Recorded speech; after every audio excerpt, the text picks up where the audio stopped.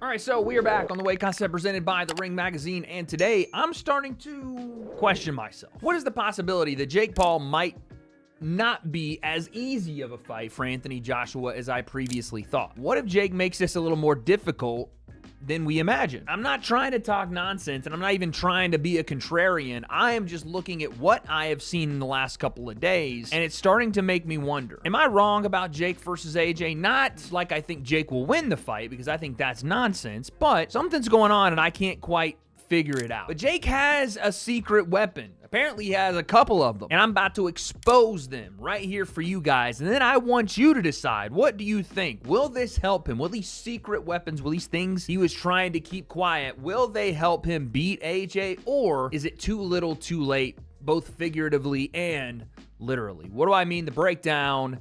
Let's go. But folks, before we get into the breakdown, I want to say a big thank you to the sponsor of today's video, First Form. That's right, folks. First Form is one of the most trusted supplement companies in the United States and a brand I personally use every day. First Form makes high-quality, third-party tested products designed to help you perform better, recover faster, and look and feel your best. Whether you're trying to build muscle, lose fat, or just get your nutrition dialed in, they've always got something that fits. And what I love about First Form is that their products actually work. No shortcuts, no gimmicks, just real results. And like I said, everything's third-party tested, so you know whatever's on the label is exactly what you're getting. And my personal favorites from First Form is this Formula 1 Whey Isolate post-workout protein, or the Micro Factor that I take on a daily basis, which is an incredible vitamin pack that's designed to support immunity, overall health, energy, cellular function. You got it all covered. And for you guys, I have an exclusive deal when you click the link in the description. Buy any First Form product today, and you'll get a 5-pack of First Form protein sticks for free with your order. Once again, click the link in the description. Get your products from First Form today and get a First Form protein stick pack of 5 for free with your order. And trust me, you will thank me later. They are that good. So thank you to First Form for sponsoring this video. And one more time, make sure you guys click that link in the description and get your products today. Now, let's get back to the breakdown. All right, so like I said, Jake Paul got a couple of tricks up his sleeve for this Anthony Joshua fight. Now, again, does it matter what Jake does when we're talking about a fight that was just booked a week and a half ago and now is about 3.5 weeks from happening? Can you get good enough, as prepared as you need to be for an Anthony Joshua fight if you're Jake Paul, who hasn't fought someone in the top, realistically, the top 50? I know Tommy Fury is ranked in the top 50, but anyone that is a top 50 fighter, even in your weight class, let alone a top 10, top 5 heavyweight in Anthony Joshua, who was a 2-time heavyweight champion of the world. Can you get prepared for a guy like that if you brought in, let's just say, a deity, a freaking Zeus, Hercules, whoever, to prepare you? Could you do it? I don't think that Jake would have enough time, seeing as he's already undersized. He's not a real heavyweight, and this is Anthony fucking Joshua we're talking about. But I will say there were rumors going around that Jake was not taking this fight as seriously as he needed to. That Jake was dilly-dallying, flying to go see F1 in Miami after his press conference, and then going to see his girl all the way in the Netherlands if she's trying to qualify for, I think, the Olympics or something else. There was this post from his girlfriend. I don't know if, again, this was in the Netherlands or where it was at, or maybe this is an old picture, but Jake flying around the world when he has a fight in about 4 weeks is probably not the greatest look, and it doesn't seem to make it look like he's taking it as serious as he needs to, locked away in the gyms of Puerto Rico. Now, again, that could have been a different picture. That could have been something else, but that's pretty shocking to see. With that being said, I want to push back on that because I do think Jake is taking this as seriously as he absolutely needs to, because this is not only the toughest fight of his career, it's the most dangerous to the longevity of his career, to his health and well-being. And so to do something like that, you need to bring in the best help possible to get ready. We already heard that Jake Paul was preparing for Anthony Joshua by sparring the guy that Anthony Joshua was about to fight in Cassius Chaney. This gentleman right here, who was 24-3 from B-More, aka the DMV, and apparently is a top 100 heavyweight, even though it doesn't say he's actually a top 100 heavyweight. But that was what he was being marketed as by Eddie Hearn and AJ. Apparently Jake brought him into camp. Who was the opponent that you were supposed to fight this weekend? He's in Jake Paul's camp. Who's that? What? Yeah. Is he here? Jake Paul's camp. What's his name? Cassius. Okay. Right. And where was Yeah. that supposed to be? Already whooped that ass. Sorry, Cassius. Oh, damn. What was that supposed to be? He got a broken knee right now. Again, a smart move from Team Paul to go, okay, let's see if we can get a guy in that AJ was going to fight. If you remember, he was supposed to be a surprise fight on the recent Ring 4 Night of the Champions card. And with that being said, we talk about Jake dropping Cassius Chaney in sparring, and apparently Logan Paul dropped a video on his channel and showed a little bit more insight into this. This guy he's sparring is not like his normal sparring partners. This is a big motherfucker, dude. Big, strong guy. And I have to say, Jake's cojones can no longer be denied. We're a family who always defies the odds and do what people say we can't do. So I'm riding with my brother through and through. I fucking love this kid. He inspires me. He should inspire you to do shit that you did not think was possible, because that's been the story of our careers. He's gonna do it this fight, December 19th, I believe, in Miami, Florida. It's gonna be great. I think he just knocked him down or something. So you can see a couple of things here. Logan does show an interesting thing here. He shows 2 clips of Jake sparring this guy. And the first one is, this is Cassius Chaney, which again, we're not going to see much here, man. I know I'm the king of making a lot out of a little here, but you see Jake just essentially, we'll turn Logan down here.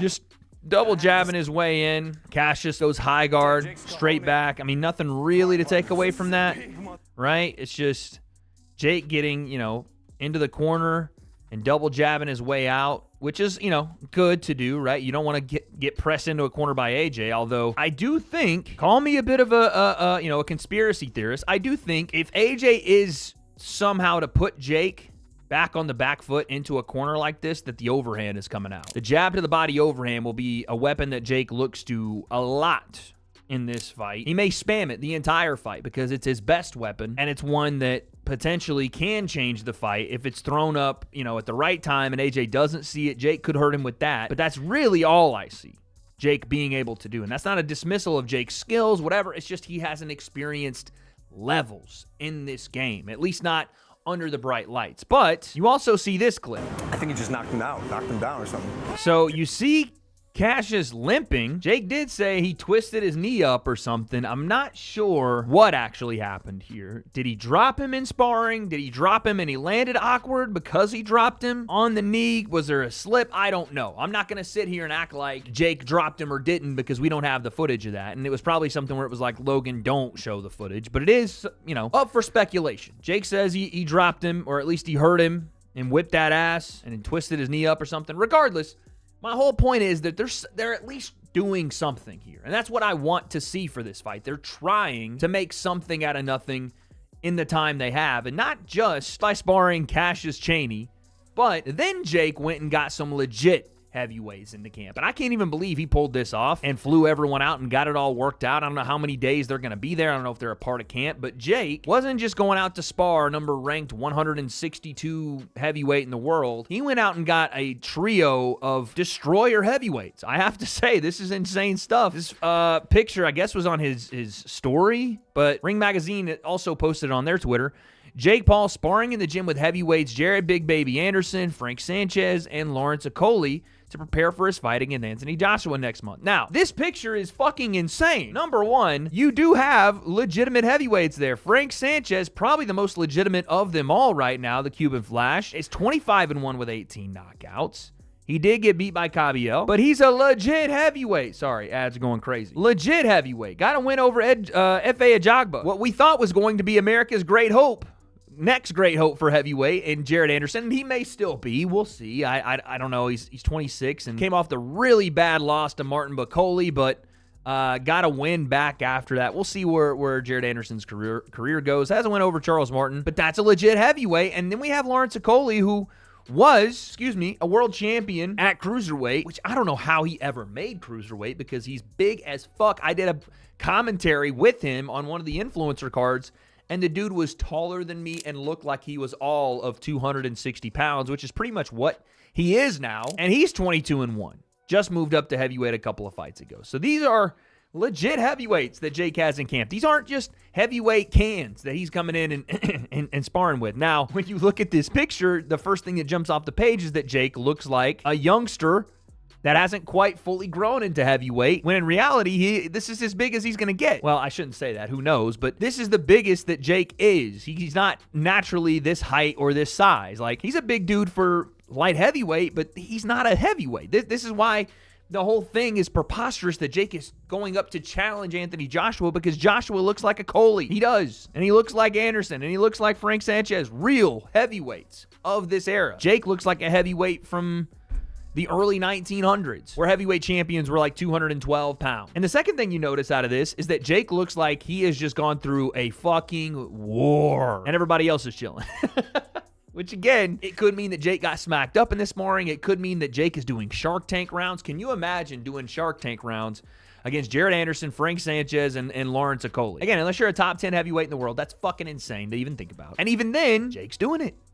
I got to give him credit. This is the way you would want to see him look while approaching the Anthony Joshua fight. Now, does it mean anything? All these things that I'm bringing up, does it mean that he'll be ready for AJ?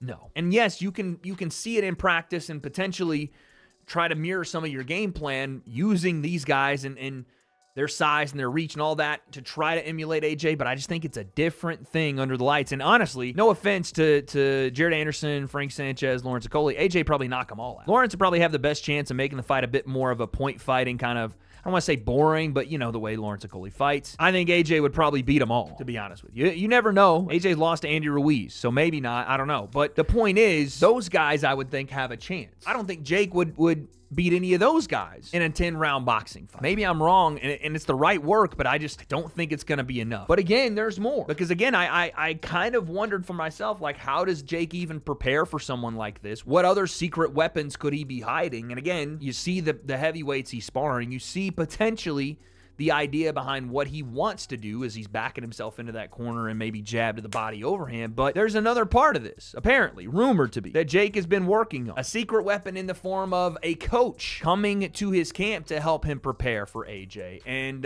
this comes from Talk Sport Boxing. I want you guys to listen to this and tell me what you think. But Jim, can I just throw something into the mix? Something that I heard earlier on, today actually. There is a very famous trainer of heavyweights that is working now with Jake Paul for this fight with Anthony Joshua. All will be revealed very, very soon. But I'm just going to throw that little... Where's he based? Dangle that little carrot out there. In the UK? He's based in London. Has he been in the studio? I'm not going to go anymore, Jim. We'll get I'm not going to go anymore. He'll buckle under some direct questioning during the break. Simon, if you weren't having... Okay, so you hear it there. A famous heavyweight boxing trainer based in London is working with Jake to prepare for Anthony Joshua. Now, the first two people that came to my mind, and I'm trying to think of people that have affiliation with or around or against Anthony Joshua that would have some insight as to how to prepare for him, how to beat him, what his weaknesses are, what his strengths are. The first person I thought of, and I think this one's a bit more of a far-fetched kind of idea than it really is something to delve deeper into. It would be none other than AJ's former coach, Mr. Ben Davidson, a guy that helped Tyson Fury come back out of retirement in those first fights with Deontay Wilder, a guy that helped AJ when he left Derek James in Texas for a bit, right? I think that was when he made the transition back. Ben Davidson, obviously, a guy that would know a lot about AJ, a lot of his strengths, a lot of his weaknesses, and he is somewhat famous for working with heavyweights. Outside of those guys, he worked with Billy Joe Saunders and some other fighters as well. I think Josh Taylor as well. So that would be a guy that's potentially being brought in to work with Jake, but I don't know that Ben Davidson would do that. I don't know if just as AJ leaves to go train with, and this is why I say Ben Davidson, AJ has left to go and train with Usyk's team.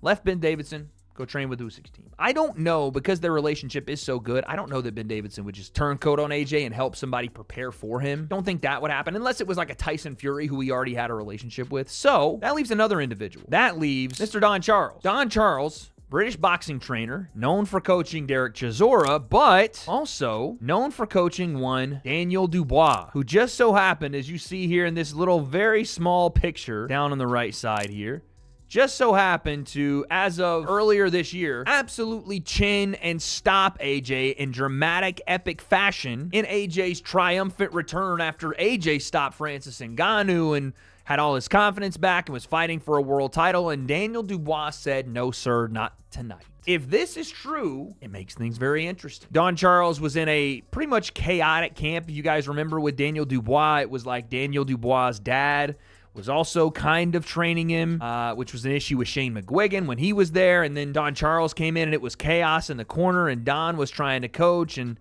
couldn't really do it. And a lot of people thought that Don didn't get his fair shake when it came to Daniel Dubois, and got a lot of the blame for Dubois losing to Usyk just a couple of months ago. But he is a very good trainer and a guy that just worked on a game plan to beat Anthony Joshua. Now, again, Daniel Dubois is also 6'4" and 250 pounds with a crazy reach. So you can't teach Jake Paul that. What will Don Charles teach to Jake, if that's the guy? I'm assuming here. I don't know. What will he be able to implement into the game plan that would even allow Jake a chance to beat Anthony Joshua? That I don't know. That I'm still trying to figure out, because as of right now, I genuinely don't have any answers for what Jake's going to be able to do. I keep going back to like watching fights with him and guys like Tyron Woodley the first time around, and the Tommy Fury fight, and the Julio Cesar Chavez Jr. fight, and the Anderson Silva fight. Fights where I felt he would be challenged to a degree. Guys like Andre August and Ryan Borland. And I love Mike, but Mike Perry, they didn't challenge him like that. And the times that Jake has been challenged as a boxer, when he's had to box not only forward but back, he struggled a little bit, right? He won the fight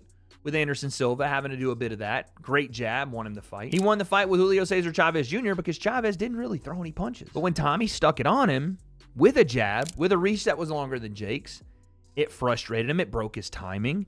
And I'm not saying that's the same Jake Paul, but I just wonder, what have you changed? If it's just straight in and straight out, I punch, you punch, Anthony Joshua's going to get this done early. And I'm talking Francis Ngannou early. And I think Jake's a better boxer than Francis by a long shot. But he just doesn't have the physical advantages necessary to keep AJ off him unless he invites an inside fight. And then I think you're in trouble as well. And I may be breaking news with this Don Charles reference. I have no idea. But I want you guys to tell me what you think down below. Is Jake's secret weapon, whoever this coach is that has experience at the top level of the UK heavyweight boxing scene, is he going to make a difference? Is Jake sparring Frank Sanchez, Jared Anderson, and Lawrence Okoli? Is that going to make a difference? The fact that Jake potentially, allegedly dropped the next opponent for Anthony Joshua in camp, is that going to make a difference? I don't have those answers, but on December 19th, live on Netflix, guess we'll find out.